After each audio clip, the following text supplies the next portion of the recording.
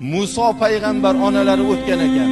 Onalarni ko'ribdilar, Tavrotdan tilovatlar qilib, duo qilib, shunda qabristondan chiqsalar, Xudoy taolodan vahiy kelgan ekan. Ey Muso, bugundan boshlab o'zingizni ehtiyot qiling degan ekan. Ey Parvardigor, sen bilan ko'p gaplashdim. Bir marta shu gapimiz orasida o'zingizni ehtiyot qiling demagan eding. Nima uchun aynan onam o'lgan kuni o'zingizni ehtiyot qiling deyapsan, Parvardigor degan. Xudoy taolo, ey Muso, siz erta bilan uyingizdan ko'chaga chiqib ketganingizda, Parvardigoro, Muso o'g'limni o'zingga omonat topshirdim. Yo'ldagi ofatlardan, yomonlardan asragin, bag'rimga salomat keltirgin deb duogo'yingiz bor edi. Mana shu duo sababidan sizni ko'p shikastlardan saqlayatgandim.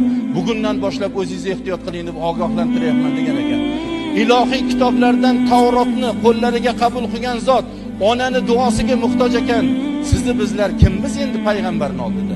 Yo sizni bizlar muhtoj emasmizmi ota-onani duosiga, birodarlar?